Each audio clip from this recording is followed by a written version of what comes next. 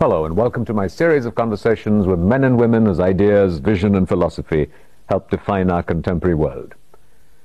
My guest today retired from the Indian Audit and Account Service as a Director General, but he spent a lifetime devoted to the study, promotion, understanding and research of astrology.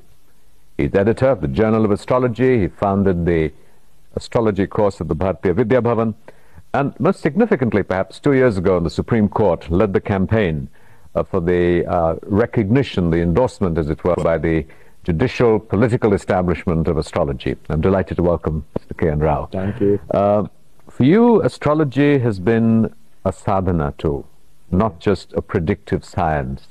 What is the sadhana aspect of astrology? How do you use astrology as sadhana?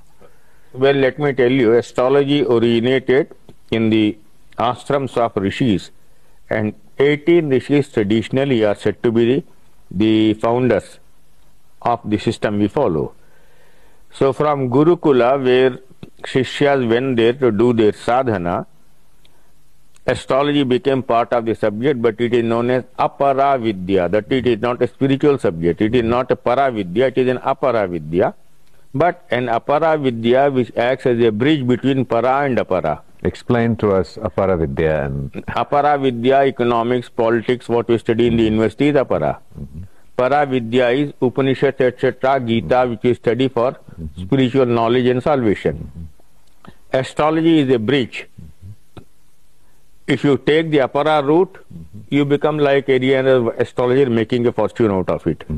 If you take the Para route, it becomes part of your spiritual sadhana. so in what ways do you use the aspects of astrology for your own personal spiritual growth? You see, it is very well explained in one couplet of Kabir Das, Ram jharoke baith ke jag ka mujra dekh.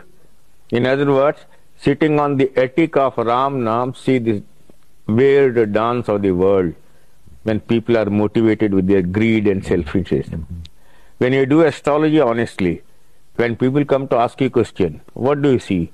All the time people involve too much in Maya. And you begin to take a detached view of the whole thing and ask yourself a question. Is there no higher purpose in life?